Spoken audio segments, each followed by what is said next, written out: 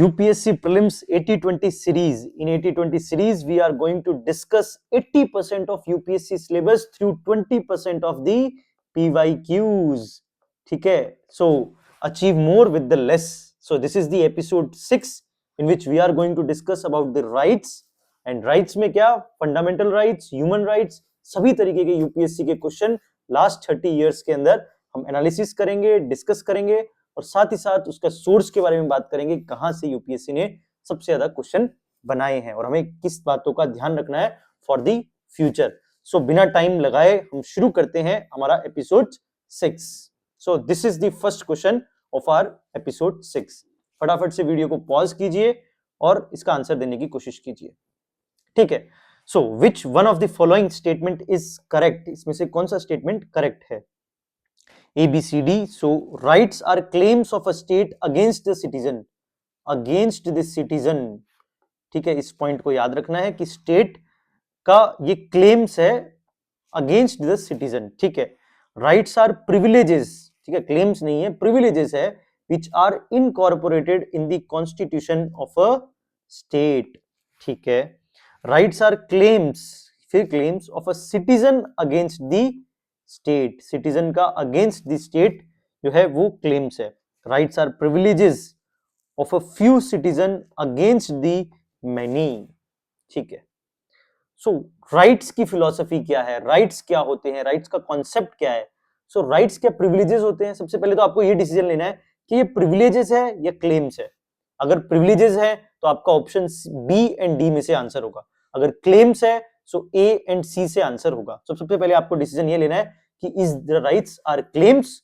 ठीक है, फिर वो आगे देखेंगे कि क्या है कि नहीं है, बट क्लेम्स है या नहीं है या सिर्फ प्रिविलेज है। So rights are not privileges, वो प्रिविलेजेस नहीं है, वो क्लेम्स है। ये बात हमेशा याद रखना आप। राइट्स आर क्लेम्स, और वो भी किसके किसके खिलाफ? State against the citizen. ये तो बिल्कुल कॉन्ट्ररी बात है। Rights are the claims of the citizen against the state. Claims किसको मिलेंगे? किसके पास ये पावर है? राइट्स किसके पास है? सिटीजन को है, एंड उनके हैंड में, सिटीजन्स के हैंड में ये राइट्स है। So it against the state, और यही फंडामेंटल राइट का कॉन्सेप्ट है। फंडामेंटल राइट एंड डीपीएसपी का डिफरेंस देखते हैं, आगे भी मैं बताऊंगा। उसमें क्या है? These are negative concept whereas this is the positive concept. So negative है, इसका मतलब क्या है? नेगेटिव इन द सेंस कि fundamental rights are the claims against the state. ये बात हमेशा याद रखना, ये claims of the citizen against the state. So आपका option C is the correct answer. ठीक है, अब राइट्स के बारे में एनसीईआरटी ने क्या लिखा है? ये NCERT class 11th political science की बुक है, वहां से मैंने इस पैराग्राफ को लिया, ध्यान से समझना। Rights are primarily those claims that I along with the others regard to be necessary for leading a life of a respect and dignity. In fact, one of the ground on which rights have been claimed is that they represent condition that we collectively see as a source of self-respect and dignity. For example, the right of livelihood may be considered necessary for leading a life of dignity. Being gainfully employed gives a person economic independence and this is a central for its dignity. So यहाँ पे बताया गया कि right से dignity आती है, ये बात याद रखना। उसके बाद 10 rights place an obligation upon the state. तो राइट्स क्या कर रहे हैं? ये ऑब्लिगेशन मतलब किस पे लिमिटेशन लगा रहे हैं? Against the state. और यही तो हमने पढ़ा था पहले, कॉन्स्टिट्यूशनलिज्म। कॉन्स्टिट्यूशनलिज्म क्या है? Limitations, obligation upon the state to act in a certain kind of ways. Each right indicates what the state must do as well as what it must not do. For instance, my right to life obliges the state to make laws that protect me from the injury by the others. It calls upon the state to punish those who hurt me and harm me. If a society feels that the right of a person, right of a life means a right of a good quality of life, it expects the state to pursue policies that provide for the clean environment along with the other condition that may be necessary for the healthy life. In other words, my rights here place certain obligation upon the state to act in the certain way. So this is the philosophy of the right, this is the concept of rights कि rights हमेशा obligation लगाएगा state पे। rights are claims, ये बात याद रखना है। ठीक है, नेक्स्ट क्वेश्चन है ह्यूमन राइट्स पे। ठीक है, सो ह्यूमन राइट्स में which of the above is are human rights under the universal declaration of human rights. Universal declaration of human rights बहुत बड़ा डॉक्यूमेंट है। अब उसमें से कौन सा ये ह्यूमन राइट है? क्या right to education human right है? Right to equal access to public services क्या ह्यूमन राइट है? राइट टू फूड क्या ह्यूमन राइट है? ठीक है, सो इट्स वेरी डिफिकल्ट। अब मैंने तो नहीं पढ़ा declaration, universal declaration of human right, so इसमें मैं ब्रॉड सोचना है। अब इस डॉक्यूमेंट में क्या ये पॉसिबल है, क्या आप ये प्रूव कर सकते हो कि right to education human right नहीं है, या right to equal access to public service human right नहीं है, right to food is not a human right? क्या आप इसको प्रूव कर सकते हो? Right to food may be एक फंडामेंटल राइट ना हो, मे बी कह रहा हूं वर्ड, ठीक है। Right to equal access of public service may be एक फंडामेंटल राइट ना हो, बट एक ह्यूमन राइट तो होगा ना, समझ रहे हो? Because human right is very broad, ठीक है। ब्रॉड ब्रॉड मैं बार बार एक ही बात कह रहा हूं, broad broad versus narrow, it's very broad concept. So it encompasses all the things, जो पॉजिटिव थिंग्स है उन सबको आपको समझना है। Right to education, so answer होगा D, A, option A 1 2 3 is the correct answer, ठीक है। Next, other than fundamental rights, which of the following parts of the Constitution of India, fundamental right के अलावा, reflect the principles and provisions of the Universal Declaration of Human Right 1948? 2020 में question फिर से पूछा है। अब बताओ फंडामेंटल राइट के अलावा कहां कहां पे वो प्रिंसिपल्स एंड प्रोविजंस रिफ्लेक्ट करते हैं universal declaration of human rights के, जो 1948 का डॉक्यूमेंट है। प्रियम्बल में दिखता है क्या? डीपीएसपी में दिखता है? फंडामेंटल ड्यूटीज में दिखता है? कहां पे दिखता है? बात समझ आ रही है? अब ये सोचो कि कहां पे नहीं दिख सकता, बात समझ आ रही है? ऐसा नहीं कि कहां पे दिखता है, हमेशा दिमाग में उल्टा सोचो, कहां पे नहीं होगा। अरे भाई प्रियम्बल में तो होगा, इतनी वैल्यूज दी हुई है, preamble is laden with the so many values, the principles, almost I think अगर मैं ऐसे ही सोचूं लगभग प्रियम्बल में 9 वैल्यूज दी हुई है, 9 values are there in the preamble. So ये तो भरा हुआ है ह्यूमन राइट से, ठीक है। डीपीएसपी वो तो उससे भी, उसका भी मतलब समझ लो कि गुरु है वो। डीपीएसपी में कितनी वैल्यूज है, तो क्या उसमें से कोई ह्यूमन राइट नहीं है? देखो आप ह्यूमन राइट्स कितने हो सकते हैं कि आपको इनइक्वालिटी नहीं करनी है, ठीक है, वो भी आपका डीपीएसपी है, मतलब स्टेट को कह रहा है इनइक्वालिटी नहीं करनी है, equal pay, equal for for main and women, ठीक है, कितनी सारी बातें दी हुई है, तो सब डीपीएसपी में ये भी होगा। फंडामेंटल ड्यूटीज, इसमें एक बात कही गई है फंडामेंटल ड्यूटी कि कोई भी हमें डेरोगेटिव प्रैक्टिस नहीं करनी है अगेंस्ट दी विमेन, तो क्या वो एक ह्यूमन राइट नहीं है? सो आप क्या कहोगे कि ये ह्यूमन राइट में नहीं होगा? इतना ब्रॉड है ह्यूमन राइट, सो आंसर इसका भी होगा डी 1 2 3, ठीक है। बहुत ब्रॉड है, तो ब्रॉड तरीके से सोचना है। ये यूपीएससी क्वेश्चन क्यों देता है? आप सोचते हो यार ये यूपीएससी ऐसे क्वेश्चन क्यों दे रहा है? आपको पता है ये ओवर थिंकर्स के लिए क्वेश्चन है, वो ओवर थिंकर्स को एलिमिनेट करना चाहता है। बात समझ आ रहे हैं? जो ज्यादा दिमाग लगाए, बाल के खाल, नहीं नहीं नहीं नहीं नहीं यार फंडामेंटल ड्यूटी में तो नहीं होगा यार, वो ऐसे सोचेंगे प्रीएम्बल में तो चलो ठीक है, डीपीएस में भी ठीक है, फंडामेंटल ड्यूटी में क्या काम है यार? नहीं नहीं यार, ये तो ड्यूटी दी हुई है, इसमें कहाँ ह्यूमन राइट होगा? नहीं नहीं नहीं, इसमें नहीं होगा, तो 1 और 2 आंसर होगा, ए कर देंगे। वो ओवर थिंकिंग करेंगे, तो वो ओवर थिंकर्स को एलिमिनेट करना चाह रहे हैं। अगर आपने ऐसा कुछ किया तो आपको समझ गए होंगे, बात रिलेट कर रहा हूंगा मैं आपसे, नहीं तो आप ओवर थिंकर नहीं हो 1 2 3 फ्रॉम द एकेडमिक पर्सपेक्टिव, बाकी लाइफ में तो ओवर थिंकर सब है। अब ह्यूमन राइट्स को समझो, एनसीईआरटी ह्यूमन राइट्स के बारे में क्या कहता है, तो एक बड़ा इंटरेस्टिंग मुझे पैराग्राफ मिला। इमैनुअल कांत, इमैनुअल कांत ने किस तरीके से ह्यूमन राइट्स को देखा है? उन्होंने ह्यूमन डिग्निटी की बात की है। Human beings unlike all other objects possess dignity, हर एक इंसान की अपनी एक डिग्निटी है, उसकी अपनी एक वैल्यू है, डीप मीनिंग है। कांत क्या कहते हैं? In this simple idea had a deep meaning, it means that every person has dignity and ought to be so treated by the virtue of being a human being, मतलब उस इंसान को by virtue of human being आपको treat करना चाहिए with a dignity, okay? So a person may be uneducated, poor, powerless, he may even be dishonest, immoral, yet he remains a human being and deserves to be give some minimum dignity। ठीक है, हो सकता है वो एक गरीब हो, उसके पास पावर नहीं है, हो सकता है वो पढ़ा लिखा ना हो, बट उसके पास क्या है? बीइंग ह्यूमन, वो एक ह्यूमन है, एक इंसान है, तो एक इंसान के कारण उसे आपको मिनिमम डिग्निटी देनी चाहिए, ठीक है। So for Kant to treat the people with dignity was to treat them morally, ठीक है। और moral conception of rights, Kant का ये कॉन्सेप्ट है, should be treating other as we would like to be treated ourselves, we don't treat the other person as means to our ends। और इसी कांत की philosophy से, इमैनुअल कांत की इसी philosophy से, जो इनकी फिलॉसफी है ऑन द राइट्स, इसी से कॉन्सेप्ट आया ह्यूमन राइट्स का। सो this is the origin point, this is the origin of the concept of human right, ये हमेशा याद रखना, इमैनुअल कांत का। और इसी के कारण इसकी डेफिनेशन दी गई है, the assumption behind human right is that all persons are entitled to certain things simply because they are human being। मतलब ऐसे rights, ठीक है, जो एक human being होने के नाते मुझे मिलते हैं। अब मान लो एक मेरा सोना, ठीक है, मेरा चुप रहना, ये सब क्या है? ये मेरे human rights है, ठीक है, as a virtue of human मुझे ये सब मिले हैं। राइट टू फूड क्या है?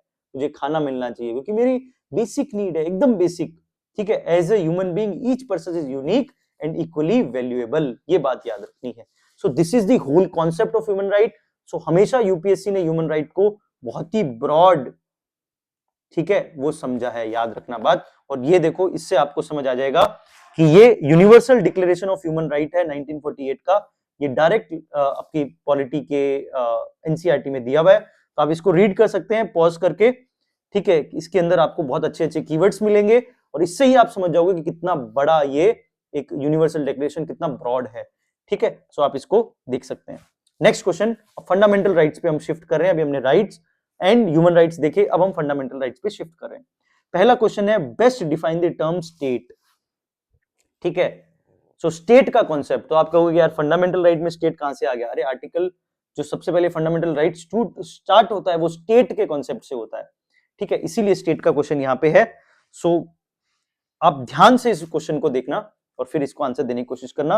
Option A, a community of a person, मतलब एक community of person permanently occupying a definite territory, ठीक है, independent of external control and possessing an organized government, ठीक है, ये पहली डेफिनेशन है। सेकंड, पॉलिटिकली ऑर्गेनाइज्ड पीपल, यहां पे कम्युनिटी ऑफ पर्सन, यहां पे politically organized people, definite territory, ठीक है, possessing an authority to govern, मतलब गवर्नमेंट है, maintain law and order, protect their natural rights, safeguard their means of sustenance, ठीक है।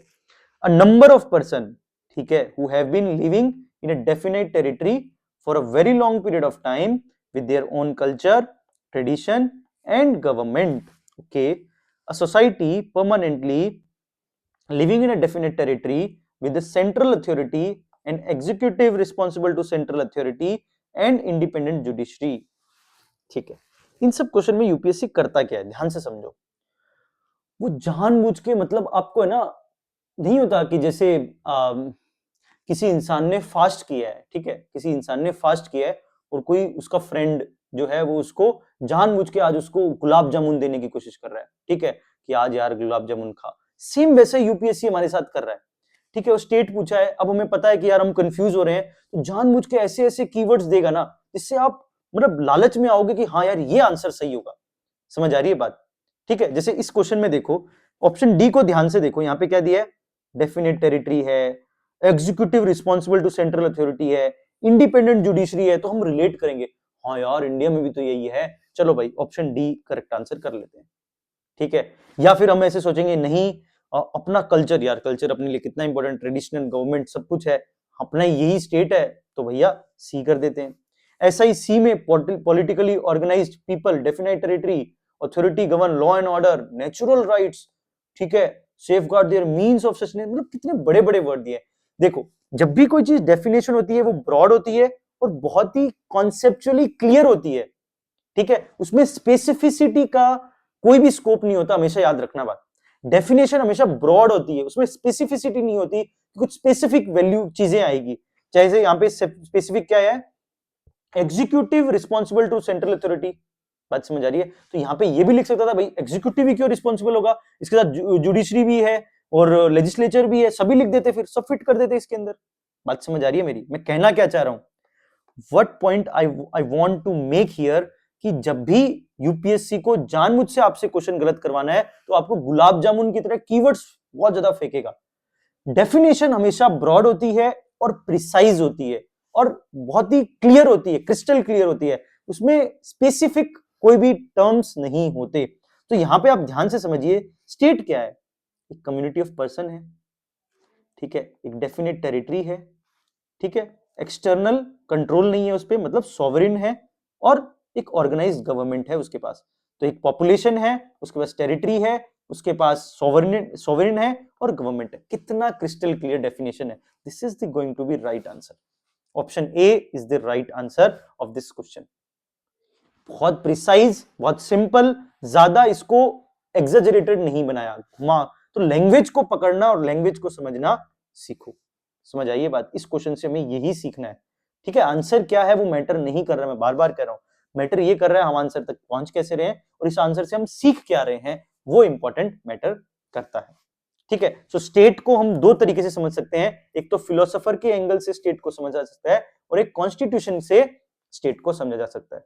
ये क्वेश्चन फिलोसोफर या फिलोसफी ऑफ द स्टेट के ऊपर था, ना कि कॉन्स्टिट्यूशन ऑफ स्टेट, बट मैंने दोनों यहां पे लिखा है जिससे आप फ्यूचर में भी अगर ये क्वेश्चन भी आए स्टेट का कॉन्स्टिट्यूशनल डेफिनेशन, तो यू कैन उस आंसर को भी सही कर सकते हो। समझो यहां पे, a state is an association with the population, definite territory, administration and government and sovereignty is the meaning which all liberals give to the state, ठीक है। और कॉन्स्टिट्यूशन में क्या दिया है? In this part, unless the context otherwise requires, the state includes the government, parliament of India, government, legislature of each states, all local and other authority within the territory of India under the control of government of India। मतलब इसमें ये बताया state कौन कौन हो सकता है, तो even from parliament to the local government authorities all are under the state, ये बात याद रखना, ठीक है।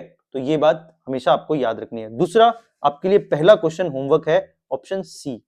आप मुझे बताएंगे कि ये ऑप्शन सी की जो डेफिनेशन है ये किस कॉन्सेप्ट की डेफिनेशन है, ठीक है। आप कमेंट बॉक्स में मुझे बताएंगे कि ये जो ऑप्शन सी है वो किस कॉन्सेप्ट की डेफिनेशन यहां पे दी हुई है, टू कंफ्यूज यू, ठीक है। इन फ्यूचर ऑल्सो वो कंफ्यूज करेगा स्टेट को एक दूसरे कॉन्सेप्ट के साथ, याद रखना, जो इसी के सिमिलर साउंडिंग कॉन्सेप्ट है। तो आप मुझे कमेंट बॉक्स में, this is your first question number 1 for your comment box, ठीक है। Next question, in Indian constitution the right to equality is granted by the 5 articles, they are. कई बार ये देखा जाता है, ऐसे क्वेश्चन में हम घबराने लग जाते हैं, मैं सच बता रहा हूं, मतलब हमें एग्जैक्टली यही नहीं पता राइट टू इक्वलिटी के आर्टिकल्स कौन से हैं। कई बार ऐसा होता है, मैंने बहुत बड़े बड़े मतलब जिन्होंने रटे हुए हैं उनको भी देखा है कि वो उनको सब पता है राइट टू इक्वलिटी में क्या क्या है, बट कई बार यही बेसिक नहीं पता होता कि आर्टिकल कौन कौन से हैं राइट टू इक्वलिटी के अंदर। सो बिल्कुल याद करने आपको राइट टू इक्वलिटी में कितने आर्टिकल है, कौन कौन से आर्टिकल राइट टू इक्वलिटी के हैं, फ्रीडम के कौन से हैं, ठीक है, वो सभी आपको याद करने हैं। So option C is the correct answer, article 14 to article 18 is the correct answer. Clear? अब यहां पे देखते हैं राइट टू इक्वलिटी कितने, ये एनसीईआरटी की मैं यहाँ पे एक चार्ट लगा देता हूं, इसको आप ध्यान से देख सकते हैं। राइट टू इक्वलिटी के कौन से आर्टिकल है, राइट टू फ्रीडम के कौन से आर्टिकल है, राइट अगेंस्ट एक्सप्लॉइटेशन क्या है, right to freedom of religion, cultural and educational right, यही हेडिंग्स है, यही यूपीएससी पूछेगा, and right to constitutional remedies. समझ आ रही है बात? ये इतने ही है। अभी उसने राइट टू इक्वलिटी पूछा है, हो सकता है आपसे राइट टू फ्रीडम पूछ सके कि फ्रीडम का कौन कौन से आर्टिकल है, ठीक है। तो आप आर्टिकल 19 ही सोच के बैठोगे, हाँ फ्रीडम में तो 19 है, फ्रीडम ऑफ एक्सप्रेशन स्पीच ये, बट जो आर्टिकल 20 है, 21 है, 22 है, these are also comes under the right to freedom. ये बात दिमाग में रखना, बहुत बेसिक चीज बता रहा हूं, मुझे पता है आपको लग रहा होगा बहुत बेसिक है, बट कई बार ये छोटी छोटी चीजें हमारे क्वेश्चन को गलत करवा देती है और हमें कंफ्यूजन में लेके जाती है।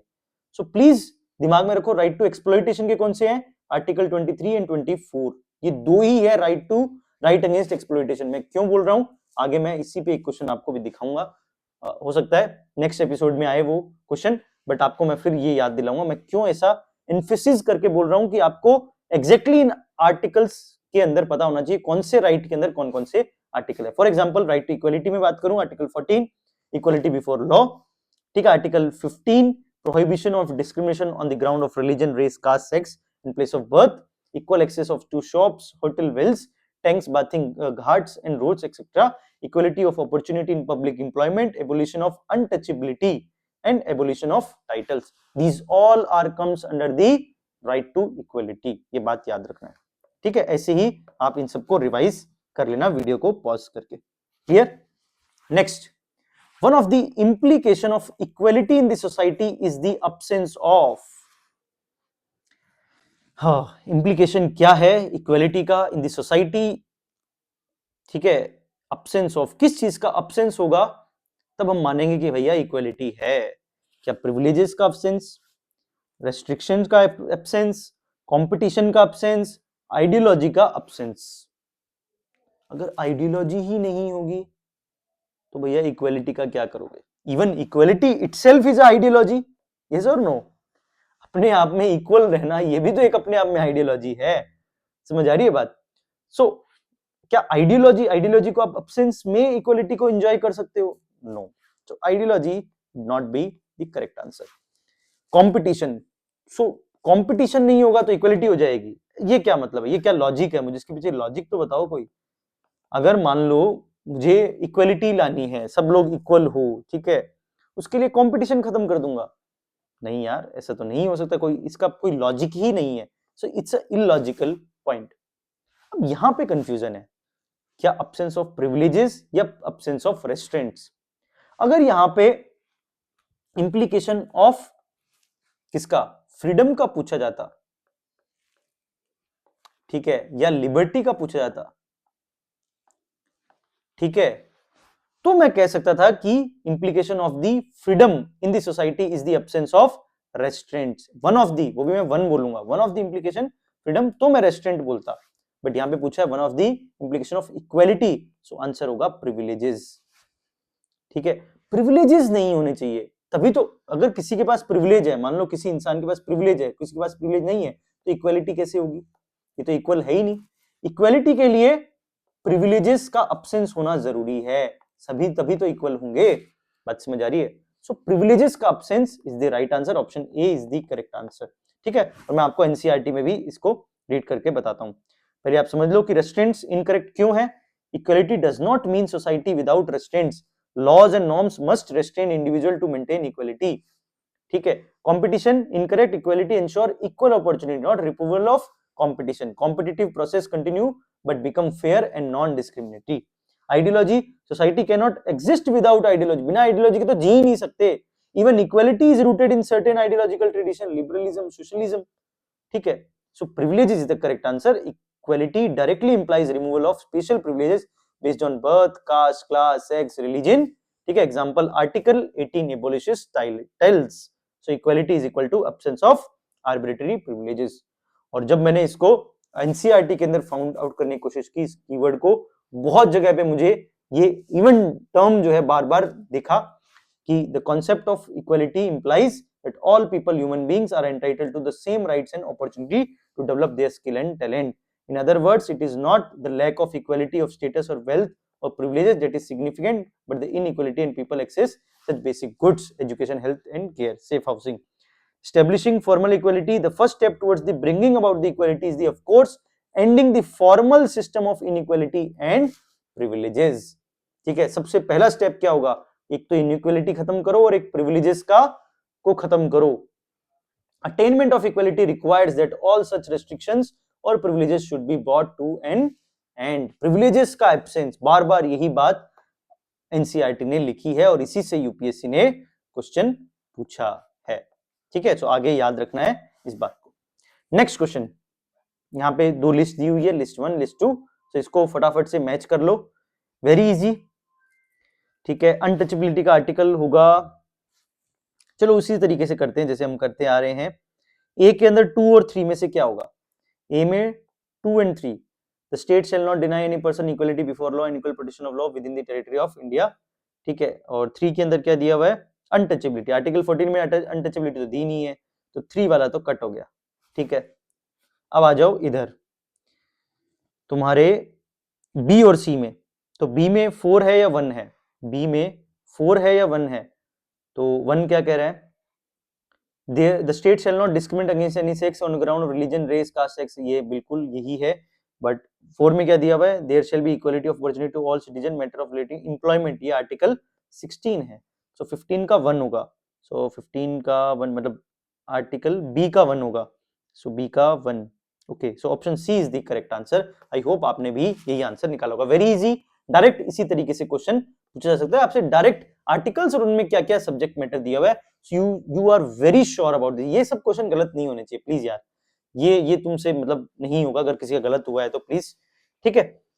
Which of the following are the regarded as the main feature of rule of law, ध्यान से समझना भैया, ठीक है। रूल ऑफ लॉ का मेन फीचर क्या है?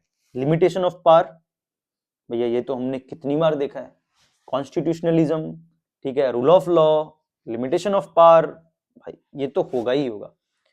इक्वलिटी बिफोर लॉ, ओके भाई बढ़िया बात है, रूल ऑफ लॉ में इक्वलिटी भी होनी चाहिए, लिमिटेशन ऑफ पावर भी होनी चाहिए, पीपल की रिस्पॉन्सिबिलिटी होनी चाहिए गवर्नमेंट के लिए, बिल्कुल होनी चाहिए। पर कौन सी कंट्रीज में? जो कंट्रीज डिक्टेटरशिप वाली हो, ठीक है। तो क्या रूल ऑफ लॉ डिक्टेटर वाली कंट्री में चलता है? नहीं चलता।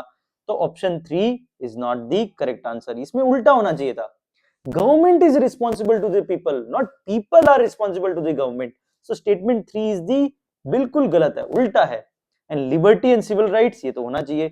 सो आंसर 1, 2 एंड 4, वेयर इज 1 2 4? ये लो भाई 1 2 4, ठीक है। 3 को आप एलिमिनेट करोगे तो भी आपके पास 2 ऑप्शन आ जाएंगे और 1 आपको पता है लिमिटेशन ऑफ पार्ट्स, ठीक है। डायरेक्टली एक मतलब रॉन्ग कॉन्सेप्ट दिया हुआ है। अब ध्यान से पढ़ो, कई बार क्या जल्दबाजी में people's responsibility to the government, हम इसको समझ लेते हैं कि government responsible to the people. कई बार ऐसा हो जाता है, जल्दबाजी नहीं करनी है, ठीक है।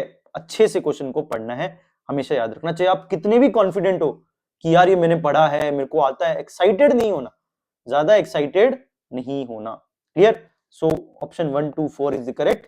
The idea of rule of law includes, ठीक है। क्या होता है rule of law? Core component क्या है? Equality before law is the core component of rule of law. Primacy of individual rights and absence of arbitrary power, तो वही हमने देखा, लिमिटेशन ऑन पावर, ठीक है। Equality before law, liberty and civil rights, these are the 3 components of the rule of law, ठीक है। Rule of law requires government which has to be responsible to the citizen, not the other way around, यही बात मैंने कही थी, ठीक है। So next question, a legislation which confers on the executive or administrative authority an unguided and uncontrolled discretionary power in the matter of application of law violates which one of the following articles of the Constitution of India? बड़ा गजब question पूछा है भैया। क्या कह रहे हैं ये? एक ऐसा लॉ, एक ऐसा लेजिस्लेशन लेके आए आप जिसमें एग्जीक्यूटिव एंड एडमिनिस्ट्रेटिव अथॉरिटी के पास अनकंट्रोल्ड डिस्क्रिशनरी पावर है, मतलब जबरदस्त पावर है उनके पास, कोई भी पावर का कोई मतलब अनाप शनाप उनके पास पावर है इन matter of application of law. अब इससे कौन सा वायलेशन होगा? ये क्वेश्चन फिर से अगर आप ध्यान से समझो, द कोर कॉन्सेप्ट ऑफ, अगर मैंने एनसीईआरटी में बात की थी, इक्वालिटी का कोर कॉन्सेप्ट क्या है? प्रिविलेजेस नहीं होने चाहिए, अब्सेंस ऑफ प्रिविलेजेस। आपको देखो पीवाईक्यू ऐसे छप जाने चाहिए दिमाग के अंदर, और उन्हीं पीवाईक्यू के बेसिस पे आप आगे के पीवाईक्यूज कर सकते हैं, हमेशा याद रखना बात। तो वहां पे हमने क्या पढ़ा कि इक्वलिटी मतलब अब्सेंस ऑफ प्रिविलेजेस। तो क्या ये प्रिविलेजेस था? ये क्या प्रिविलेज दिया गया गवर्नमेंट को कि उसको अनकंट्रोल्ड डिस्क्रिशनरी पावर दे दो? Is it a privilege? Yes. So if it is a privilege then it is a violation, totally violation of article 14 without any doubt, ठीक है। Without even any further doubt मैं ये बोल सकता हूं article 14 is the correct undisputable answer, ठीक है। इसमें कोई डिस्प्यूट नहीं है, बिल्कुल क्लियर आर्टिकल 14, बिकॉज प्रिविलेज की बात की गई है। तो हमेशा आपको हर आर्टिकल का कॉन्सेप्ट पता होना चाहिए कि वो किस चीज के खिलाफ आया है, बात समझ आ रही है?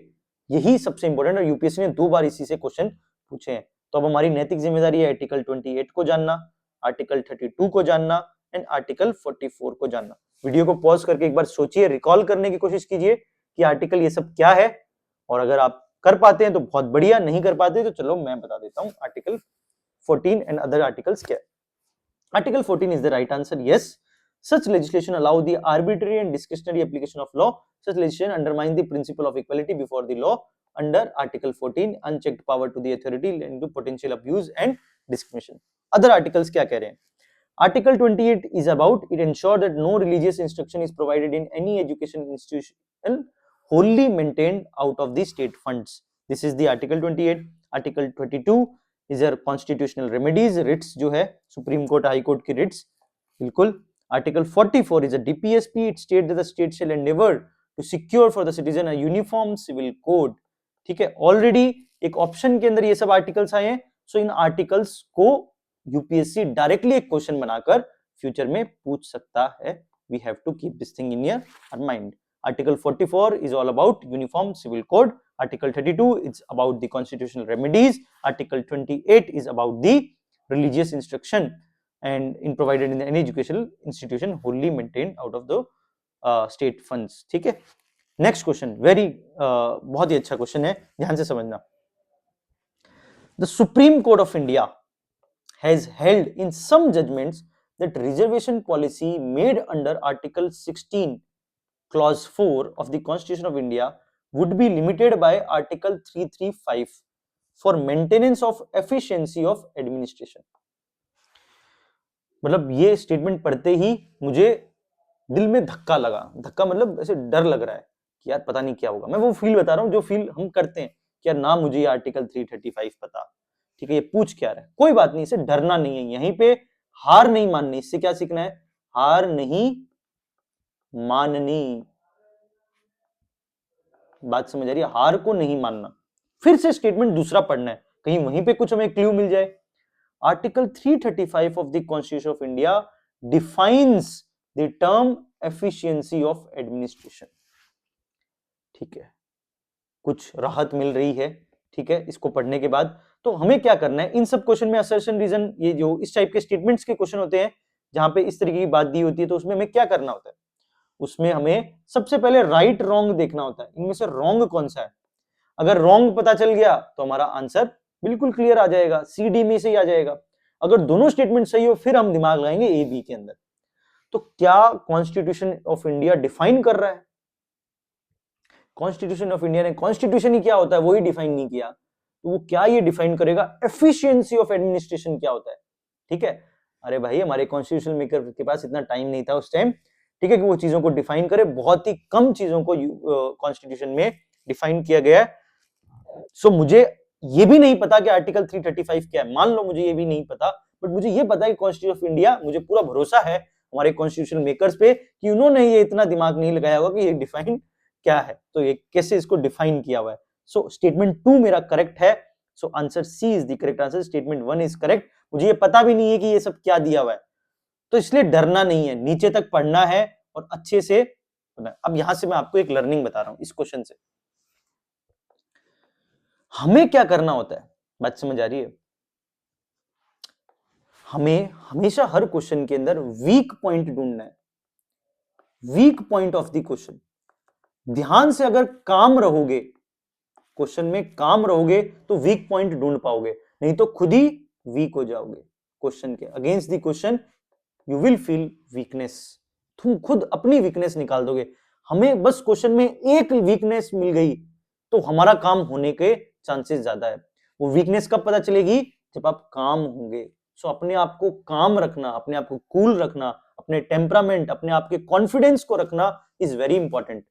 ठीक है, आप चाहे कितनी ही किताबें पढ़ लो, कितनी ही बुक्स पढ़ लो, बट आप में अगर कॉन्फिडेंस नहीं है तो हम क्वेश्चन नहीं कर सकते. ठीक है, सो काम रहना is the most important thing. ठीक है, यही मैंने सीखा है और यही मैं आपको सिखाऊंगा कि काम रहो, प्लीज काम रहो. वीक पॉइंट ढूंढना है हमें क्वेश्चन में, बस एक वीक पॉइंट. जैसे इस क्वेश्चन का वीक पॉइंट क्या था, ये जैसे ये मिला मुझे राहत मिल गई कि यार अब मैं इस क्वेश्चन को तोड़ दूंगा और आंसर निकाल दूंगा. Option C. क्लियर? सो हमें डरना नहीं है, इस क्वेश्चन से हमें ये सीखना है. So article 16 clause 4 constitution of India limited by the article 335. अब जान लेते हैं कि क्या है ये.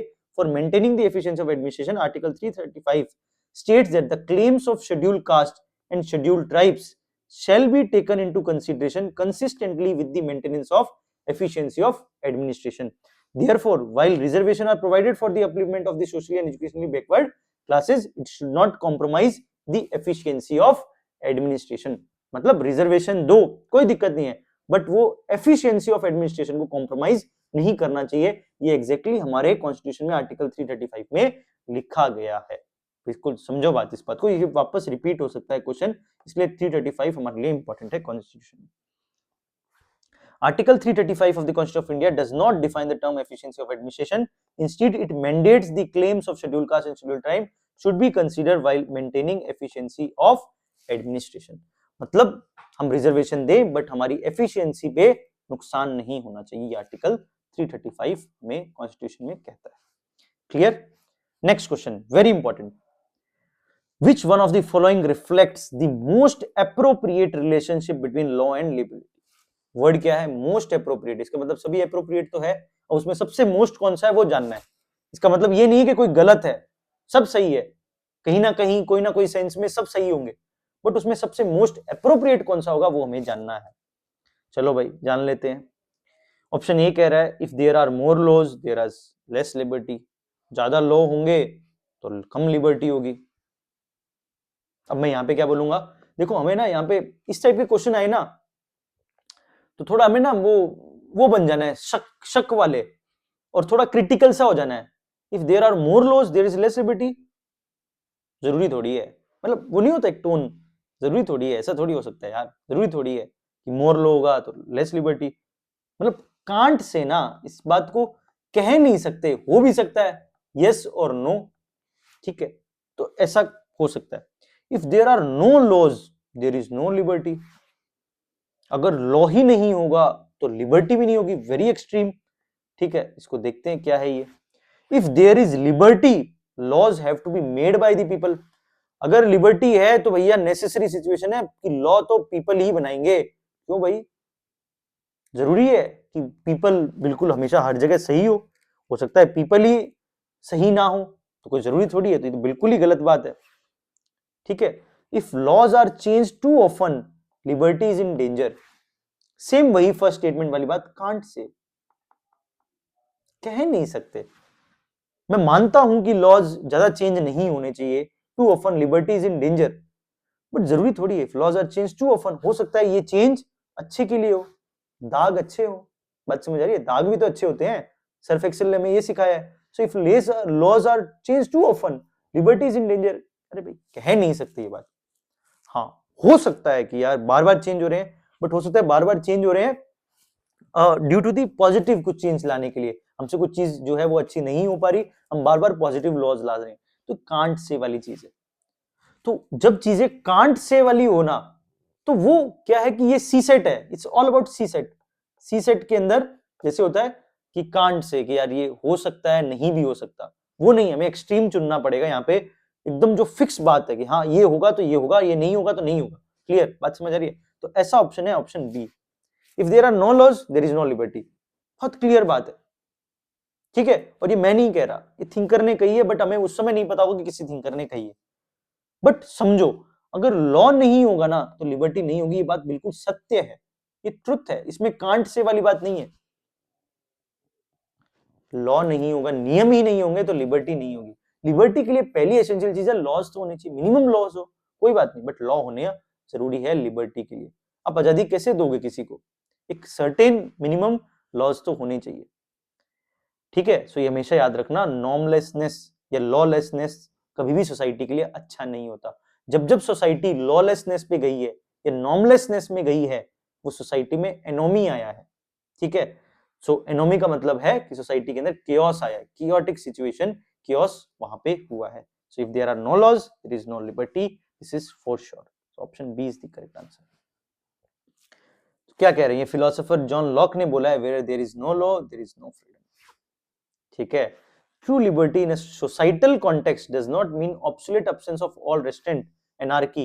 In such state, the powerful would dominate the weak and no other rights, freedoms would be secure. So laws provide necessary framework, order, protection of rights that make liberty possible and meaningful to everyone. ठीक है, incorrect statement क्यों है ये सब? ठीक है, necessarily true नहीं है, मैंने आपको बोला. ठीक है, if law to change too often while legal stability is important for liberty, this statement points out potential threat to the existing liberty, not the most appropriate fundamental relation between concept of themselves. ठीक है, if there is liberty, laws have to be made by people. ऐसा जरूरी तो नहीं, democratic law making अच्छी होती है, ठीक है, but it describe the source of law, not a fundamental relation between the law and the existence of liberty. ठीक है, सो ये है नेक्स्ट क्वेश्चन, ध्यान से समझना. In the context of polity which one of the following would you accept as the most appropriate definition of liberty? तुम क्या मानोगे? तो भैया मैं तो कुछ भी मान सकता हूं, मेरे मानने से यूपीएससी थोड़ी मानेगी, वो जो मानता है वही अगर मैंने मान लिया तो सही है। बात समझ आ रही है? समझ आ रही है बात? In the context of polity which one of the following would you accept as a most appropriate definition of liberty? तो भैया protection against tyranny of the political rulers, ठीक है भाई, अच्छी बात है। अब्सेंस ऑफ रेस्ट्रेंट, बहुत अच्छी बात है। Opportunity to whatever one likes, ठीक है, मैं तो बहुत कुछ चाहता हूं, ये तो मैं नहीं कहूंगा, ठीक है। Opportunity to develop oneself fully, ठीक है। अरे भाई मुझे तो भैया यही सिखाया गया है, ब्रॉड उठाना है थोड़ा सा, जब भी डेफिनेशन कॉन्सेप्ट्स आए तो थोड़ा ब्रॉड सोचना है, ठीक है, रेस्ट्रिक्टेड नहीं सोचना। तो अगर मैं बोलूं, और मुझे कोई ऐसी ट्रिक भी बताइए जब सिमिलर स्टेटमेंट हो उनमें से आंसर होने के चांसेस ज्यादा है, तो अगर ये स्टेटमेंट नहीं है तो ये आंसर होना चाहिए, अगर मैं ट्रिक वाली बात मानूं तो, ठीक है। और लॉजिक भी लगाऊं तो ये सही है, क्योंकि ये ब्रॉड भी है, मेरी ये भी बात सही हो रही है, ब्रॉड, ये ब्रॉड भी है, ठीक है, सिमिलर स्टेटमेंट्स में भी है। So opportunity develop oneself fully, this is the appropriate most appropriate definition of liberty, मुझे तो ऐसा लगता है, ठीक है। यस, तो आप कह रहे हो कि यार बी क्यों नहीं होगा, ऑप्शंस ऑफ रेस्ट्रेंट क्यों नहीं होगा? क्योंकि आपने तो पहले बोला था कि यार यहाँ पे लिबर्टी होगा तो मैं एब्सेंस ऑफ रेस्ट्रेंट मानूंगा, बट मैंने वहां पे क्या बोला था? वन ऑफ द इंप्लीकेशन, ये बात समझ आ रही है? वन ऑफ द इंप्लीकेशन, हमेशा याद रखना, इवन एनसीईआरटी में भी लिखा हुआ है कि liberty is equal to absence of restraint, but उसने भी ये सिर्फ एनसीईआरटी में भी ये समझाया this is only one side of the coin. ये बात समझ रही है? अभी मैं आपको स्टेटमेंट दिखाऊंगा, पूरा क्या है, पूरा है opportunity to develop oneself fully, यही है मेन इंपॉर्टेंट लिबर्टी का definition. Clear? So option D is the correct answer. ये देखिए, व्हाट इज फ्रीडम? तो पहले तो उसने समझाया एब्सेंस ऑफ कंस्ट्रेंट्स, ठीक है, फिर उन्होंने कहा कि only one dimension of the freedom, freedom is also about the expanding of the ability. So both of the aspect of the freedom, absence of external constraints as well as the existence of condition in which people can develop their talent and are important. A free society would be one which enable all its members to develop their potential with the minimum social constraints. So this is more broader. So this is the concept of freedom, हमेशा याद रखना। Even NCERT believe कि absence of constraints नहीं, ठीक है, वो तो एक ओनली जस्ट पार्ट है, पूरा पार्ट क्या है? एग्जिस्टेंस ऑफ कंडीशन, कि एक इंसान अपने टैलेंट्स को डेवलप करे, यही है फ्रीडम है। इवन दी अमर्त्य सेन भी यही बिलीव करते हैं। जब उन्होंने ह्यूमन डेवलपमेंट का कॉन्सेप्ट दिया तो उन्होंने भी यही माना कि एक इंसान की, उन्होंने एक कॉन्सेप्ट दिया कैपेबिलिटी अप्रोच। कैपेबिलिटी अप्रोच मतलब एक इंसान अपनी कैपेबिलिटीज को एनहेंस कर सके, और ये कब होगा? जब एक अच्छी खासी फ्रीडम होगी उसके पास। क्लियर? तो उसकी चॉइसेस होगी। नेक्स्ट क्वेश्चन, अब आते हैं हमने फंडामेंटल राइट शिफ्ट कर लिया, अभी तक हमने लगभग इक्वलिटी और ये चलो फ्रीडम का क्वेश्चन, हम फ्रीडम पे हम शिफ्ट हो चुके हैं, मुझे पता भी नहीं चला कब हम फ्रीडम पे आ गए, ठीक है, इक्वलिटी से। सो नेक्स्ट है article 301 pertains to right to property. Right to property is a legal right but not a fundamental right. Article 300A was inserted in the Constitution of India by the Congress government at the center by the 44th Constitutional Amendment Act. चलो भाई, knowledge से इतना तो पता है कि ये right to property legal right है, फंडामेंटल राइट नहीं है, ठीक है भैया, ये तो बात सही है। तो 2 तो होना ही चाहिए, ठीक है। Article 301 pertains to right to property और एक तरफ कह रहा है आर्टिकल 300A, तो दोनों कहीं ना कहीं एक दूसरे के कॉन्ट्राडिक्टरी है। 1 and 3 are the contradiction to each other, that's why they will not existed simultaneously, दोनों एग्जिस्ट नहीं कर सकते simultaneously because both are contradictory. ये तो पहला सही होगा, तीसरा सही होगा, ठीक है। अब दूसरा सही है ये तो हमें पता है, तीसरा सही है कि नहीं है, थर्ड सही है कि नहीं है, ठीक है, फर्स्ट को छोड़ दो। Article 300A was inserted Congress government, ठीक है, और 44th कॉन्स्टिट्यूशनल अमेंडमेंट, तो 42nd तो कांग्रेस के टाइम आया था, 44th constitutional amendment act Congress government के वो नहीं लेके आई थी, याद है, ये जनता गवर्नमेंट लेके आई थी, ठीक है। कांग्रेस के सारे जो 42nd के अंदर काले कारनामे थे उनको ओवरटर्न किया था to 44th constitutional amendment act. So Congress government is the wrong, ठीक है। सो आंसर होगा 2 ओनली, ठीक है। अब ध्यान से समझना, अब थोड़ा समझ लो राइट टू प्रॉपर्टी की पोजीशन क्या है।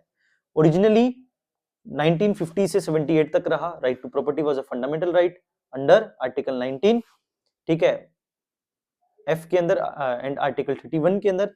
फ्रीक्वेंट कन्फ्लिक्ट हुए between the land reforms property owners led to many amendments, ठीक है, first, fourth, 25th, 42nd, the 44th constitutional amendment act 1978 deleted the article 9 clause 1 F and 31 introduced article 300A, right to property becomes the legal and constitutional right, not a fundamental right, ठीक है।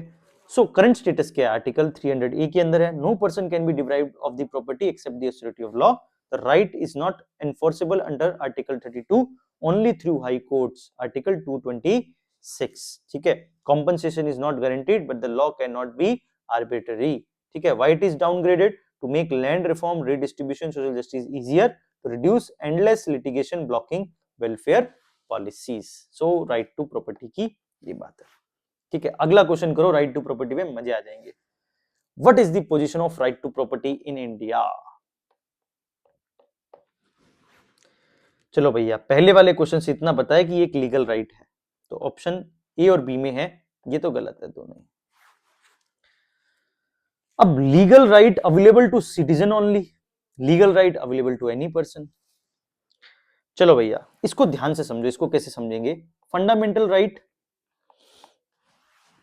अगर ये होता, कुछ fundamental rights है जो सिर्फ citizens के पास है, वो कौन कौन से हैं?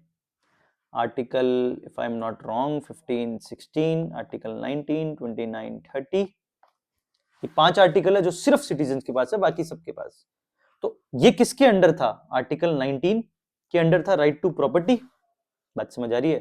सो जब ये राइट टू प्रॉपर्टी के अंदर था, आर्टिकल 19 में था, तब तो ये सिर्फ सिटीजन्स के पास था, लेकिन अब तो इसको निकाल के कहां पे फेंक दिया? 300A के अंदर। तो इसका मतलब जैसे ही ये फंडामेंटल राइट से निकला, तो ये जो सिटीजन ओनली वाला जो बात थी, ये भी गलत हो गई। तो अब इसका आंसर क्या होगा? Legal right available to any person is the correct answer. Right to property is available to any person, सभी को, बी इट इज सिटीजन्स और नॉन सिटीजन्स। बात है, फॉरेनर्स के पास भी है, ठीक है, आर्बिट्री नहीं होना चाहिए। ये बात समझ आई? लॉजिक समझ आया? So this is the fundamental logic in order to write this answer. Clear?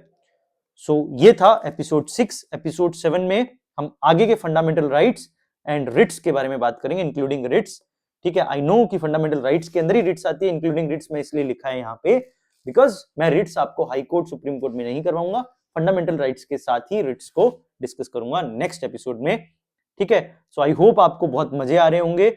अगर आपको बहुत अच्छा लग रहा है तो आप कमेंट बॉक्स में जो होमवर्क दिया है वो तो करना ही करना है, साथ साथ लिखते रहा करो होमवर्क 2 मिनट रोक के, ताकि आप बाद में कमेंट बॉक्स में लिख दें।